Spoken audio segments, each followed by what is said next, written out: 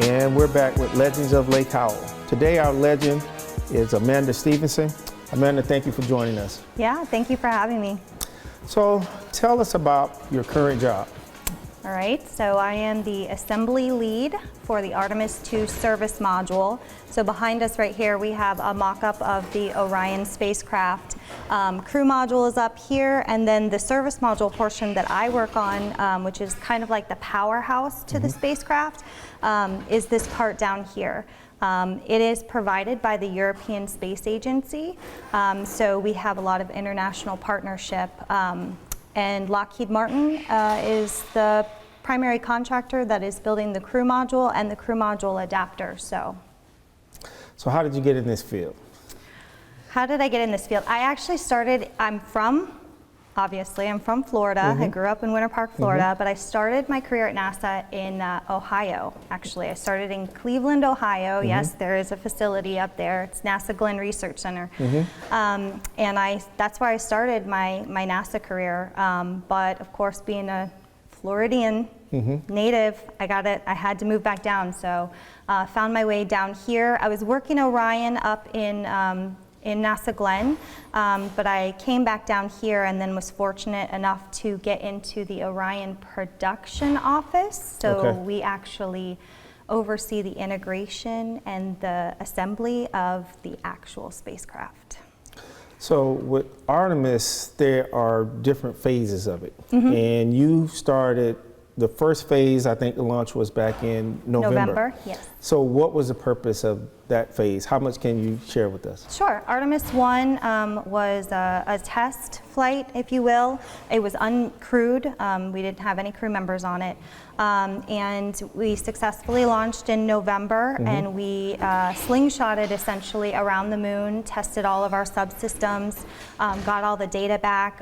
One of the main requirements that we wanted to check out was the heat shield to make sure when we did put people on there that the heat shield could survive, and it did. Everything exceeded expectations, actually. So Artemis 2 will have crew members on it. So there's some, risks and things that we did for Artemis 1 that we were leaning forward on, but we don't take any risks when we, have people on the vehicle. So Artemis 2 will be crewed with a crew of 4. I think they recently announced the astronauts that will be aboard. And then they will not land on the moon in Artemis 2. That will be Artemis 3. So we will take a crew of 4 to the moon, and then they will land, and we'll have presence back on the moon. So do you use the same spacecraft, the Orion, or is there a different version of it, or variation, or is it the exact same? Yeah, so the Orion spacecraft essentially stays the same. There's modifications that we make to it, as we get smarter about the design and as we go forward in terms of requirements and what we need the vehicle to do. So obviously for Artemis 1, for example, we didn't have the environmental control system that was active on the vehicle, but we tested all the other components. So for Artemis 2, we're doing testing and integration with things like, the water and all the other consumables, the air, and nitrogen and things like that. So as we get smarter and as we redesign and as we need the vehicle to change performance, we'll modify the design. So I'm sure that before you go into space, there's quite a number of tests that you run here. How do you create that artificial environment that will be similar to what the craft will experience in space? Yeah, good question. So there is a series of tests. So the crew module is actually tested separately. And then the service module. And then when we put them together and have the stack, there's like a system level test that we do for that. So each of them goes through what we call a thermal cycle test. So we'll put it in a thermal chamber and we'll test the components to hot and cold levels, cycles of about 4 times each, and that'll give us the data that we need to validate those components. Additionally, we have a vacuum chamber that we actually just resurrected. There's 2 in the high bay that are from Apollo, and we have actually resurrected one of them, and we're going to be using that for Artemis 2 here shortly. So It's very exciting to be able to be a part of that. For Artemis 1, we had something called a thermal vac cycle, so it was thermal and vacuum at the same time. We had to actually ship the vehicle all the way to Plumbrook Station in Cleveland, Ohio, which was no easy feat. So we separated that, we got the data that we needed, we validated everything, and so now we're going to do thermal and cycle, not thermal, or sorry, thermal and vacuum, not, you know, thermal vacuum. So you mentioned Apollo. How much of the research that you saw from Apollo is being applied here with the Orion and Artemis? Well, so Orion is a whole new different, you know, beast. It has different mission requirements. Yes, we are going back to the moon with Artemis and Orion. Fun fact too, Artemis is the twin sister of Apollo, and we're going to be putting the first woman on the moon with Orion and Artemis. So that's why one of the reasons why we chose Artemis as the name. But you know, a lot of people say, well, we already did this before. You know, it should be really easy. Well, not really, because technology is different, and all of the different components have to be tested again and integrated together, and that takes time. And it's actually, you know, it was 50 years ago since we went to the moon, and that documentation is lost. You know, there is no blueprint. It was in the 60s and 70s. They didn't have computers, so it wasn't like you could pull up a PDF or you know, something like that and just duplicate something. And so yeah, so it's different. It's similar in size and nature, but it is different. How long have you worked on this project, or how long has the Orion existed? When did it? Oh, Orion's existed way before I started at NASA. I don't know, like 15, 20 years or so. I've been with NASA personally for 10 years, and I've been on Artemis for 7. So it's at least been 7 years, and that was actually when it started to get, you know, attention, and when we started to build stuff. Before then, there was a lot of the pre-work of design and analysis and things like that. So that was years in the making. So, and just a rough guesstimate, how many people would you say are working on this spacecraft, working on this project? Oh, I don't know. But we have a lot. I mean, there's so many, it crosses so many different NASA centers. You know, you have NASA Johnson, you have Kennedy Space Center, you have the Cleveland, Ohio facility as well. You have all of the prime contractors, you have Lockheed, and then their subcontractors as well that are making all of these special valves that are required for flight. We also have our international partners, so we have all of the European Space Agency helping us as well. So we are global.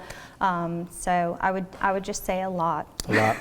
So is there a time when all of the agencies meet and talk about the current progress of the project and the research? Yeah, management has quarterly meetings, and they'll either meet here or they'll meet over in Bremen, Germany, and they'll discuss risks and how the program is going, what we need to change, what we need to improve, what's going well, things like that. And so yeah, that's a continual process because, like I said, we're developing all of this from scratch, and so it's important to have that good communication. So we talked about the different phases of Artemis. What is like the final goal? Because it looks like we're building towards something. We started with an unmanned space flight. Now we're going to around the moon, and I think with Artemis 3, they'll actually land on the moon. Right. So how far are we going? Yeah, so Artemis is actually going to be used to go to Mars. That's the end goal. So like you said, Artemis 1 is unmanned, goes around the moon. Artemis 2 is going to be crewed.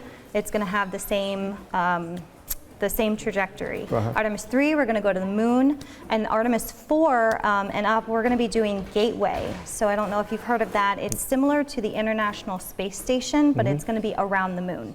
So it's an international, it's like a satellite that's going to be around the moon that will allow us to refuel and get to Mars from the moon and use the moon as a stepping stool.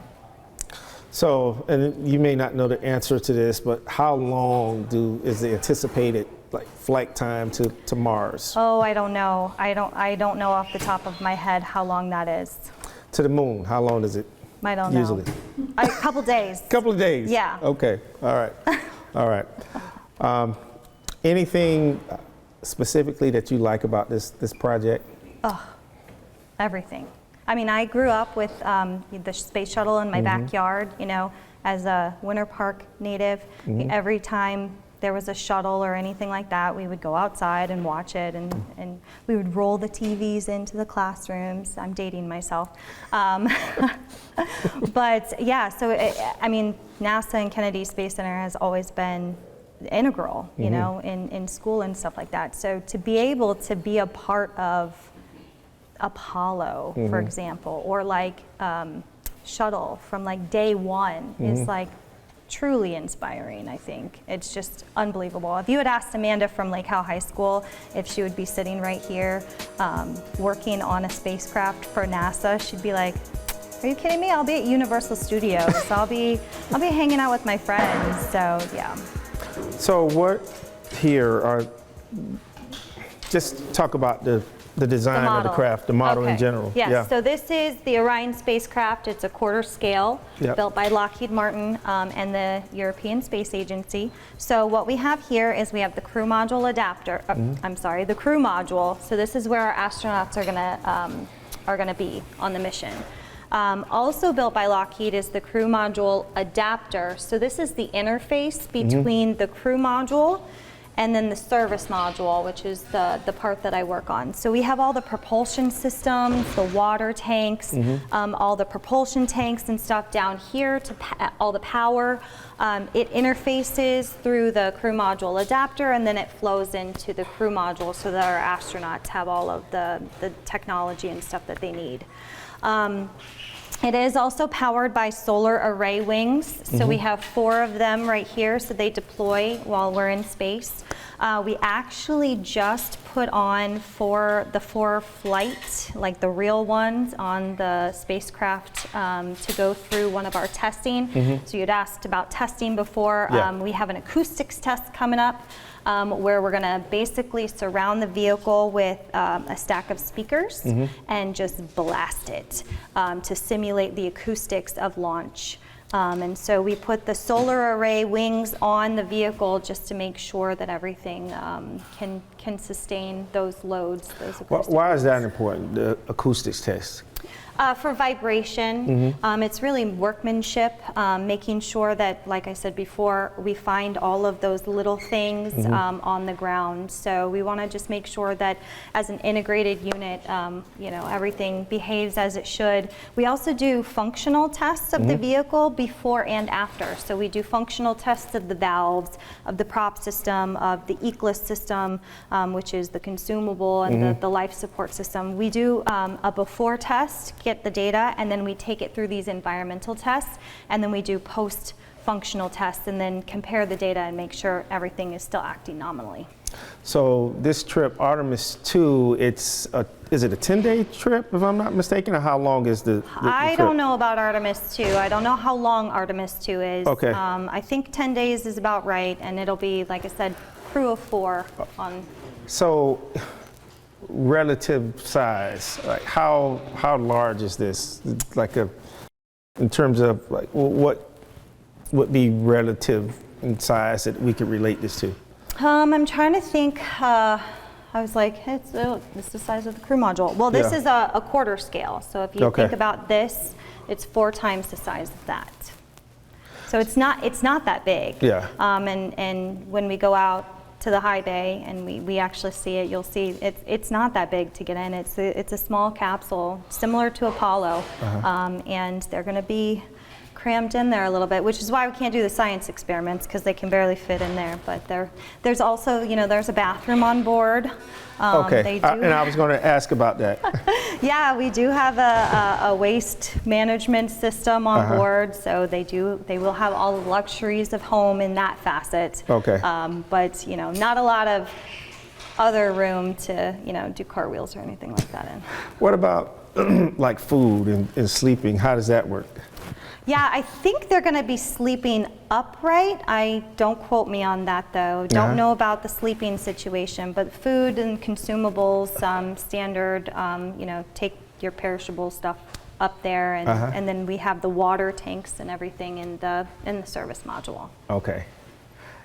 And then this returns to Earth.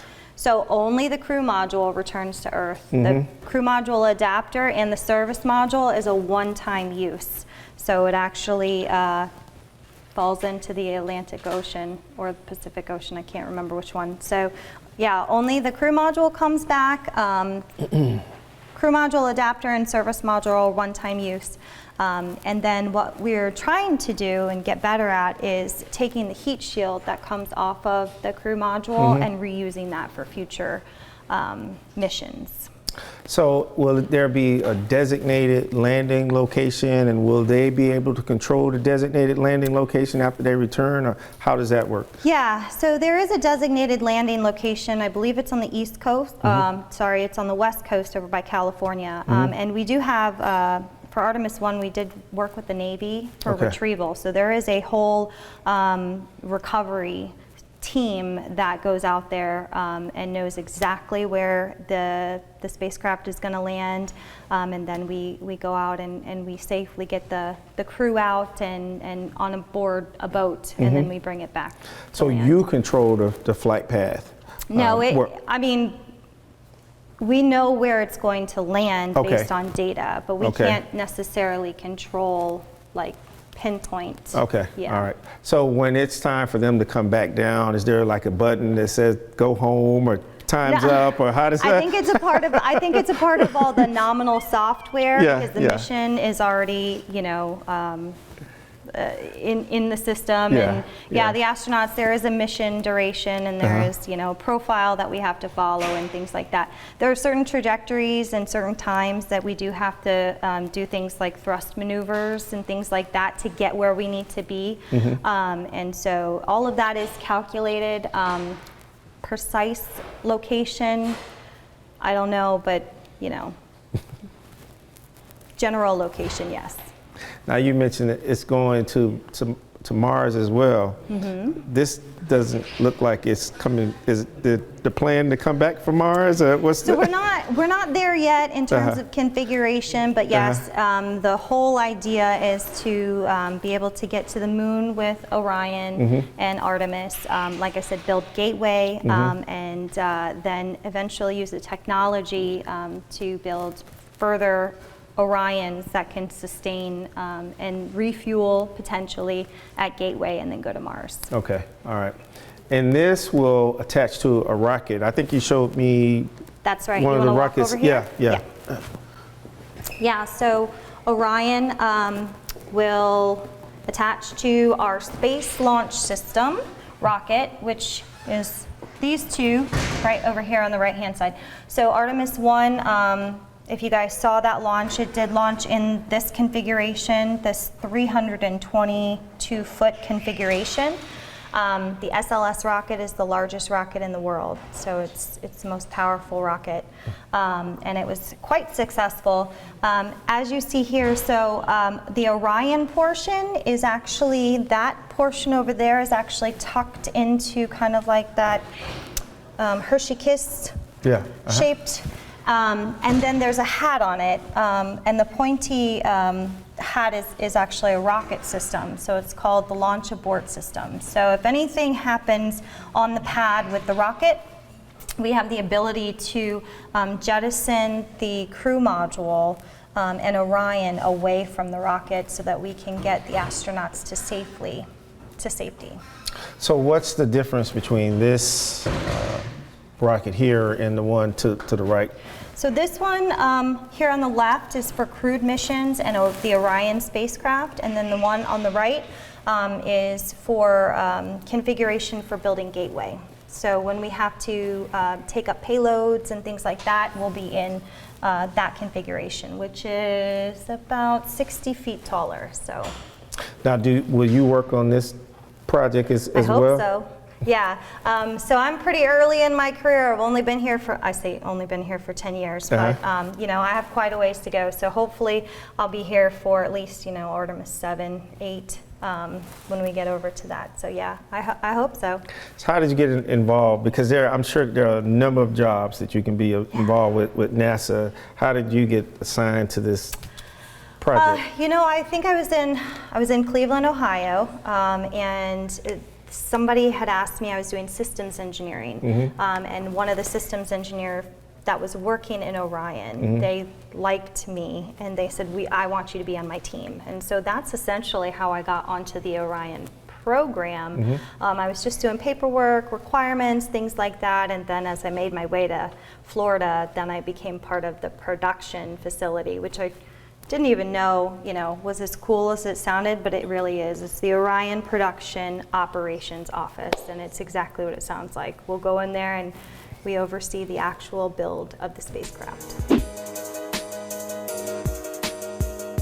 Lockheed Martin is the primary contractor, right? And so NASA oversees it. So we are really facilitators and integrators. So my team is probably about 15 people. Okay. So it's really cool to think of the assembly leads for NASA. Like, this is it. Like, I'm the only person that is overseeing the assembly of the service module for Artemis 2. So yeah. Don't get sick, right? Don't get sick. That's right. That's right. We need to hire more people.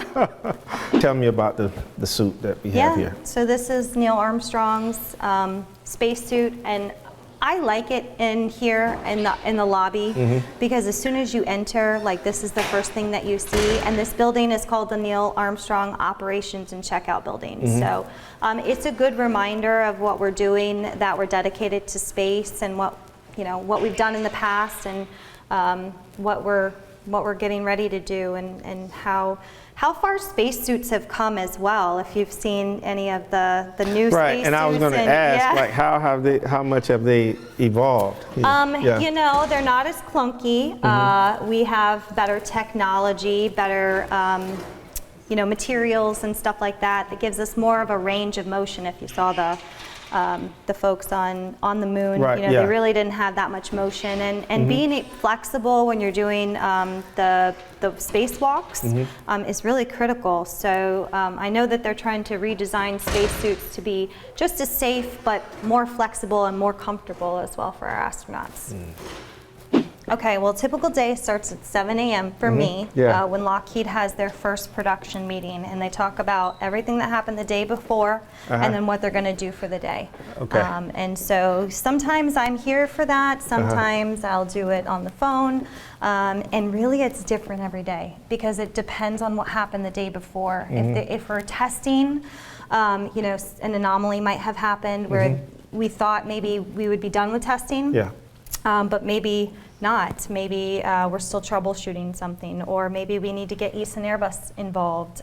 So it really is just dependent on where we're at in the flow for production that day, and who's here and what we run into. Biggest misconception about the job? What is, because we think NASA and flight, is there something that is like, this is not really how things work here? Yeah. I think so. So I think the perception of NASA is like you have to be like one of the smartest people, and that's not true. While you have to, be smart and be educated, you also have to be a team player. And one of the important things that I have learned is that you can't know everything, and you're not going to know everything. So if you're not a team player, that's what's really important, is knowing who to ask for that issues and things, and that's really what's critical. People say, oh, you work for NASA, you must be so smart. Well, yeah, I'm smart. You're smart too, in a different facet. So it just depends on skill sets, but it's really about teamwork. So I can get a job working for NASA? Yeah. Maybe? Yeah, we'll work as a team. All right. Okay. I don't know what I can help you with. What can you help me with? I don't know. I can't do electrical stuff. Right. So that's the entrance to the high bay where all the spacecrafts are being built. All right. So this is where your tour is going to be in. Yeah, so Lockheed, it's actually a NASA facility. The building itself is NASA's, but we have loaned it, I guess, out to Lockheed. So we have to follow Lockheed's rules and guidelines, safety, things like that, once we enter the building. What type of training do you have, like professional development? Because you mentioned that you're like a team of one. Yeah. So what type of training, like how do you prepare for this job? You know, you don't. That's why you just rely on your mentors, and you really you're doing things for the first time. So you have to have confidence in the fact that, you know, you're asking the right questions, and no question is stupid because we haven't done this before. Right. So just, you know, do the best you can, and that's okay, you know. Yeah, I can only imagine, like, you're the only person on the job, so if you got a question, it's like, who do I call? I have one person from NASA, Glenn, who's also following the European service module portion. And he's been on the project longer, so I can ask him questions. If there's anything down here that he needs help with, you know, we help each other, but there are some things where it's like, I have no idea. We're gonna have to have a 4-party meeting to figure this out. Yeah. All right.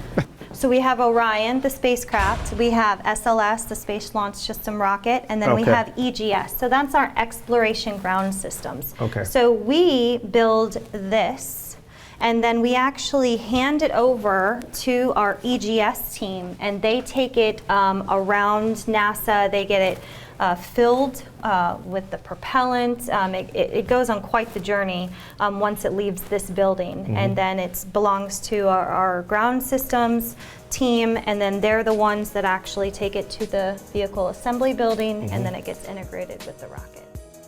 So we're going to get a chance to talk about Amanda from Lake Howell High School. Yeah. Any challenges with the mission, the project, the spacecraft?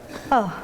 Yeah, I mean, there's communication challenges because we have so many international partners. That's the key thing, is to make sure that everybody has the same end goal, you know, to make a good product and then to be successful and go to the moon and Mars. But, you know, each agency has their own different milestones and requirements. So it's good to keep in mind the open dialogue. And make sure that we're all communicating so that we're a team, and it's not just, you know, one person trying to make decisions for this, because it is a global thing. Other challenges is nobody's done this before. We've done, like I said, Apollo, but nobody's ever done Orion or Artemis. And so we are running into things that we've never done before. One of the reasons why we test is to find, you know, errors and to flush out all of those discrepancies and stuff. So we do find anomalies sometimes on the ground, which is better than in flight for sure. So there's a myriad of challenges, but nothing that we haven't been able to overcome yet. So I had some questions from some of the students and teachers at school, and one of the questions that they asked was about, like, plant life. Will that exist on the craft, the spacecraft, or is that something that you're studying at this point in time? Yeah, so on the crew module, I don't believe that they're going to have any science projects. That's more of like the International Space Station. So right now we have the International Space Station, and the space shuttle would be a resupply mission, and they would conduct experiments there. We will probably do the same thing for Gateway once that's built, because that will be an international, well, not international, but that will be a satellite, like I said, around the moon.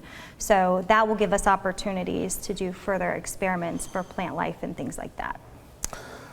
Let's talk about your educational journey. Where did you start, and how did you end up here? Well, I started at Lake Howell, and then once I graduated from Lake Howell, I had no idea what I wanted to do, absolutely none. I was always good at math and science, but I really wasn't ready for a 4-year university at the time either, but I knew that I couldn't stop or I'd get out of the rhythm, right? So I went to Valencia Community College, and I was taking just the normal 2-year electives, and I was taking math and science as electives. and it was fun to me, especially physics. So yeah, that's kind of the direction that I found out that I really enjoy physics and astronomy as well. So then I transferred to UCF and got a bachelor's degree in physics and astronomy. Took a year off, decided that physics, like what can you do with a physics degree unless you're a teacher or professor, like, you know, tangible, what can you do? Well, engineering is what you can do. So I went back for my master's in aerospace engineering. And I got both from UCF, so go Knights. So you mentioned Amanda from Lake Howell. Yeah. If you could describe your experience in at Lake Howell in one word, what would you say? Or what word would you use? Just one? Well, you can use one, two. Okay, I can use one word multiple times. You can use one word multiple times. No, I mean, I would say that it was fun. I don't have any negative memories of Lake Howell. It was a great school. I always felt safe there. It was always fun. Like we had a lot of great teachers that were very supportive of us. I personally wasn't a part of any of the extracurricular activities just because Amanda from Lake Howell, she was a little conscientious. So I didn't really I didn't go out and try things. I just kind of was the person that was friends with everybody in the groups. Okay. Yeah. All right. So you mentioned the teachers. Did you have a favorite? So I did have a favorite. Unfortunately, he's not with us anymore. He was my physics teacher. It was Mr. Brown. And I do remember he was just so inspiring, and he was trying to really make physics fun to a bunch of high school students, which is challenging. But yeah, like I think that was the first time that I realized in high school that I was really good at science and math, and that I enjoyed it, and that I got the concepts and stuff. So I think I took that with me to college, and that's what inspired me. So speaking of inspired, if you could go back in time and maybe talk to Amanda that's in high school, what advice would you give her? What would you say to her? Just keep doing what you're doing, because eventually, you know, I ended up here with my dream job. So just enjoy life. NASA's really good about work-life balance. So that's the other thing too, is that, you know, you work hard, you play hard, study hard in school. I was really focused on grades and things like that. And I think that was another reason why I didn't really want to do any of the clubs. I thought maybe that would distract me from time, and wanted to make sure that I got into a good college and things like that. But really, it all works out. So, you know, you put in the amount of energy into it, and you'll reap the rewards. And so, yeah, I would just tell her, keep enjoying what you're doing. You're doing fine. So we have a number of teachers that will watch this video at some point in time. What advice would you give to teachers who are educating our students and preparing them for hopefully one day to participate in a project like this, or to be a part of this? Yeah, just, you know, keep in mind, hands-on. Don't give up on the introverts either, because I was the introvert. I did not go to any of the teachers. Like I don't think I was really known by any of the teachers. I just went to class and then I left, right? But there was a couple of them that leaned forward a little bit. I remember I had an architect class with Mr. Buck, and he would lean forward just a little bit and make sure that I was, you know, get me out of my shell and my comfort zone and things like that. So just, you know, don't give up on the introverts and things like that. Well, thank you for joining us. It's been a pleasure. Thank you again, Legends of Lake Howell. Thank you.